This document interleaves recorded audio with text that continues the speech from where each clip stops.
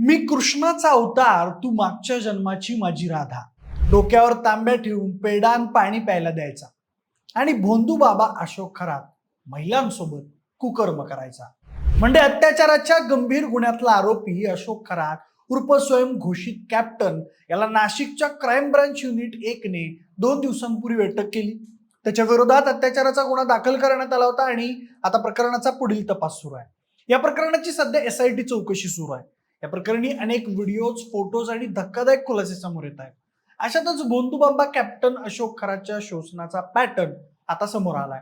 महिलेनं दाखल केलेल्या FIR मधून धक्कादायक खुलासे समोर आले आहेत आणि या प्रकरणावरून सध्या राज्यात जोरदार गदारोळ सुरू आहे. विशेष म्हणजे या भोंदूबाबाच्या भक्तांच्या यादीत अनेक मोठे राजकीय नेते देखील आहेत आणि याच प्रकरणावरून राष्ट्रवादी अजित पवार गटाच्या नेत्या आणि राज्य महिला आयोगाच्या अध्यक्षा रुपाली चाकणकर यांना राजीनामा देखील द्यावा लागलाय. म्हणूनच मर्चंट नेव्हीमध्ये काम करणारा अशोक खरात भोंदूबाबा कसा बनला, त्यानं नेमकं लोकांना कसं फसवलं, त्याचा अत्याचाराचा पॅटर्न काय होता आणि या संपूर्ण प्रकरणाने एवढं मोठं राजकीय रूप कसं घेतलं, याच सगळ्या प्रश्नांची A to Z माहिती सांगणारा हा व्हिडिओ. नमस्कार, मी प्रथमेश आणि तुम्हाला तर माहितीये आपला विषयच भारी. म्हणजे बाहेरून पाहिलं तर एक यशस्वी, जगभर फिरलेला, मर्चंट नेव्हीमध्ये सेवा केलेला अधिकारी, पण आतून मात्र एक वेगळं चित्र. म्हणजे ही गोष्ट आहे अशोक खरात याची साध्या जीवनातून सुरू होऊन वादग्रस्त भोंदूबाबा बनण्यापर्यंतची. अशोक खरात हा मूळचा नाशिक जिल्ह्यातला. तरुणपणी त्यानं मर्चंट नेव्हीमध्ये प्रवेश केला आणि तब्बल 22 वर्ष समुद्रभर सेवा बजावली. त्या काळात त्यानं जवळपास 154 देशांचा प्रवास केल्याची चर्चा आहे. जगभरचा अनुभव, वेगवेगळ्या संस्कृतींचा परिचय आणि पैशाची चांगली कमाई या सगळ्यामुळे त्याचं आयुष्य स्थिर आणि यशस्वी वाटत होतं. मात्र सेवानिवृत्तीनंतर त्याच्या आयुष्याला एक वेगळंच वळण मिळालं. निवृत्तीनंतर त्यानं सिन्नर तालुक्यातल्या मिरगाव इथं श्री शिवनिका संस्थान ट्रस्ट स्थापन केलं. या ट्रस्टचा तो अध्यक्ष बनला आणि काही प्रभावशाली व्यक्ती त्याच्यासोबत जोडल्या गेल्या. या ट्रस्टच्या सदस्यांमध्ये राजकीय क्षेत्रातली नावं, विशेषतः रुपाली चाकणकर यांचा समावेश असल्यानं त्याची ओळख आणि पोहोच झपाट्यानं वाढली. याच काळात अशोक खरातनं अंकशास्त्र आणि ज्योतिषशास्त्राचा आधार घेत भविष्य सांगणारा म्हणून स्वतःची नवी ओळख तयार केली. हळूहळू त्याच्या भोवती अलौकिक शक्ती असल्याचा एक आभास तयार करण्यात आला. लोकांच्या अडचणी, त्यांचं भविष्य, नशीब बदलण्याचे उपाय या सगळ्याचं उत्तर देणारा गुरु म्हणून तो पुढे आला. त्याचं नेटवर्क इतकं वाढलं की राज्यातले काही मोठे नेते आणि प्रभावशाली व्यक्ती देखील त्याच्याकडे सल्ला घेण्यासाठी येऊ लागल्याची चर्चा रंगली. इथूनच त्याचा प्रभाव शिखरावर पोहोचला आणि या सगळ्यांइतकं चर्चेत आलं ते त्याचं लॅविश लाईफस्टाईल.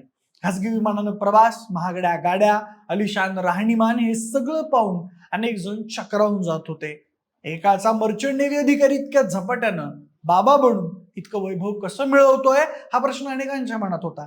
आणि मग हळूहळू पडद्यामागचं वास्तव समोर येऊ लागलं.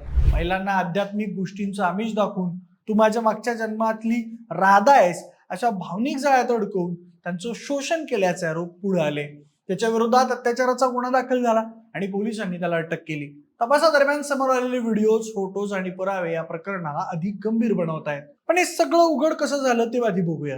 म्हणजे नोव्हेंबर 2022 ते डिसेंबर 2025 या कालावधीत खरात याच्या कार्यालयात वारंवार आपल्यावर अत्याचार झाल्याची एका पीडित महिलेनं फिर्याद दिली. या फिर्यादीत खरात याने फिर्यादी महिलेचा भावनिक, धार्मिक विश्वास संपादन केला. त्यानंतर तिला तंत्रमंत्राच्या विधीसाठी कार्यालयात बोलावून तिला गुंगीचं पाणी पाजलं. संमोहित अवस्थेत 2 पीडिता गेल्यानंतर तिला तिच्या पतीच्या मृत्यूची भीती घालून आणि आयुष्य उद्ध्वस्त करण्याची धमकी देऊन खरातने वारंवार अत्याचार केले. पीडित महिलेने दाखल केलेल्या FIR मध्ये म्हटलंय की अशोक खरात हा स्वतःला कृष्णाचा अवतार सांगायचा. मी कृष्णाचा अवतार आहे, तू मागच्या जन्मातली माझी राधा होती, असंही तो महिलांना सांगायचा. महिलेच्या डोक्यावर तांब्या ठेवून कॅप्टन खरात कानाजवळ पुटपुटायचा. त्यापूर्वी तो पेढा आणि कडवट खारट चव असलेलं पाणी प्यायला द्यायचा. महिलांना गायत्री मंत्र म्हणायला लावायचा आणि लागलीच स्पर्श करायला सुरुवात करायचा. महिलेसोबत आलेल्या व्यक्तींना ध्यानस्थ पूजेच्या नावाखाली केबिन बाहेर ठेवायचा. महिलांना गुंगी आली की त्यांचं शोषण करायला सुरुवात करायचा आणि हा त्याचा नेहमीचा शोषणाचा पॅटर्न होता. महिलेच्या फिर्यादीनंतर पोलिसांनी या भोंदूबाबाला अटक केली आणि अनेक धक्कादायक खुलासे झाले. पोलिसांनी भारताच्या ऑफिसमध्ये तपासणी केली तेव्हा पोलिसांच्या हाती महिलांच्या शोषणाचे 100हून अधिक व्हिडिओज आले आणि या प्रकरणाला गंभीर वळण आलं. या व्हिडिओमधून तांत्रिक विधी आणि दैवी शक्तींच्या नावाखाली हा भोंदूबाबा महिलांचं शोषण करत असल्याचं बोललं जात आहे. दरम्यान पोलिसांनी कॅप्टन खरातच्या विविध ठिकाणी छापेमारी करत महत्वाचे पुरावे जप्त केले. झाडाझडती दरम्यान 2 लॅपटॉप, सुमारे 8 लाखांची रोकड, एक पिस्तूल, जिवंत काडतूस आणि मालमत्तांची कागदपत्र हाती लागल्याची देखील माहिती समोर आली आहे. पण मंडळी, या प्रकरणाला अजून जास्त धक्कादायक वळण मिळालं जेव्हा या संपूर्ण दुष्कृत्याचा खरा मास्टरमाइंड कॅप्टन खरातचा ऑफिस बॉय नीरज जाधव असल्याचं समोर आलं. तेव्हा अशोक खरातनं महिलांचं शोषण केलं, मात्र त्या शोषणाचे भांडवल करून 58 महिलांची लाज विकण्याचा डाव नीरजनं रचल्याचं उघड झालं. नाशिकच्या कॅनडा कॉर्नर इथल्या ओजस प्रॉपर्टीज या कार्यालयात स्वयंघोषित कॅप्टन अशोक खरातनं अनेक महिलांवर केलेल्या अत्याचाराचे व्हिडिओज, मॉर्फ व्हिडिओज, फोटोज आणि पुरावे सीसीटीव्हीच्या रूपानं जतन केले होते. खरातचा विश्वासू असलेला नीरज जाधव याने डिसेंबर 2025 साली खरातच्या नकळत कार्यालयातून या 58 महिलांवरील अत्याचाराचे फुटेज चोरले. नीरजच्या मनात पैशांची हाव निर्माण झाली. त्याने या व्हिडिओच्या जोरावर खरातलाच ब्लॅकमेल करायला सुरुवात केल्याची माहिती समोर येत आहे. एवढंच नाही तर नीरज आणि त्याच्या साथीदारांनी या क्लिपच्या बदल्यात खरातकडे 5 कोटी रुपयांच्या खंडणीची मागणी केली. मात्र खरातने या मागणीला दाद न देता 5 कोटी रुपयांची खंडणी मागितल्याचा आरोप करत थेट वावी पोलिसात फिर्याद नोंदवली होती. त्यामुळे नीरजने आपला मोर्चा थेट पीडित महिलांकडे वळून त्यांच्या अब्रूचा बाजार मांडला. त्यानंतर नीरज व इतरांनी शिर्डीतल्या एका 24 वर्षीय विवाहितेचे मॉर्फ फोटोज आणि काही व्हिडिओज थेट तिलाच व्हॉट्सअपवर पाठवून धमकावले होते. या सगळ्या खुलाशानंतर हे प्रकरण आधीच खूप गंभीर बनलं होतं. तोच या प्रकरणात काही बड्या राजकीय नेत्यांचे देखील नाव जोडले गेले आणि हे प्रकरण अजूनच जास्त गुंतागुंतीचं बनलं.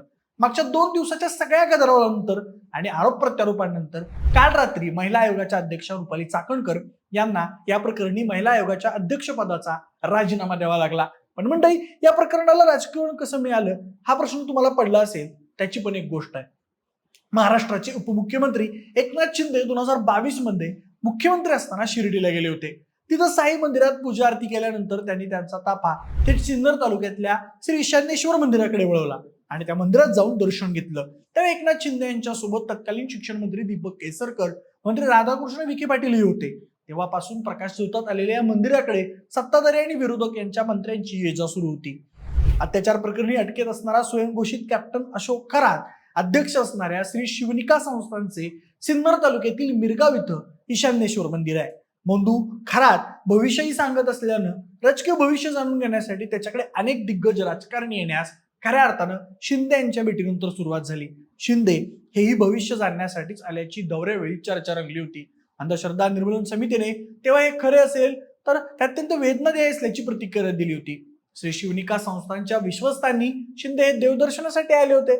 शेतकरी तसेच जनतेसमोरील अडचणी, संकट दूर व्हावीत यासाठी त्यांनी प्रार्थना केल्याचं म्हटलं होतं. अंकशास्त्र अभ्यासक म्हणून मिरवणाऱ्या संशयित खरातने राजकीय वर्तुळात स्वतःचं वेगळं वलय निर्माण केलं. संस्थांच्या कार्यकारी मंडळात खुद्द राज्याच्या महिला आयोगाच्या अध्यक्षा रुपाली चाकणकर यांचा समावेश केला.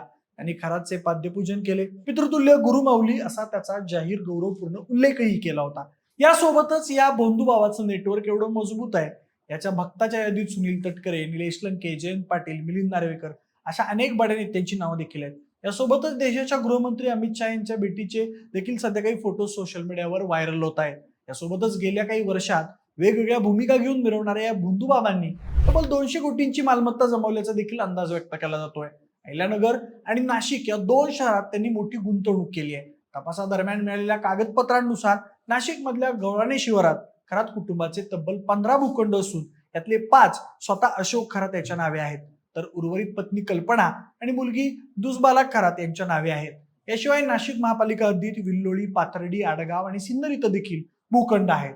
याशिवाय मिरगाव, कुंदेवाडी, निगोज, निमगाव, कोराळे आणि गवळाणे शिवारात शेत जमिनी देखील खरेदी केल्या आहेत. यासोबतच अहिल्यानगर जिल्ह्यात कोट्यावधींची मोक्याच्या ठिकाणी 5 एकर जमीन खरात यांच्या नावी आहे आणि हा सगळा व्यवहार ओक्स प्रॉपर्टीज या नावाने करण्यात आला आहे. एकूणच काय तर या सगळ्या घडामोडी बघितल्या तर अशोक खरात हा भोंगी बाबा असल्याचं उघड दिसून येतं आणि त्यांनी लोकांच्या विश्वासाचा गैरवापर केल्याचं पण उघड होत आहे. सध्या या संपूर्ण प्रकरणाच्या सखोल तपासासाठी राज्य सरकारनं विशेष पथक स्थापन केलं असून IPS अधिकारी तेजस्विनी सातपुते यांच्या नेतृत्वाखाली तपास सुरू आहे आणि हा तपास पूर्ण झाल्यावर सगळं काही उघड होईलच. पण आतापर्यंत आलेल्या सर्व घडामोडींबद्दल तुम्हाला काय वाटतं ते मला कमेंट करून नक्की सांगा. सोबतच आपल्या विशेष बरीचे YouTube चॅनलला सबस्क्राईब करायला अजिबात विसरू नका. धन्यवाद.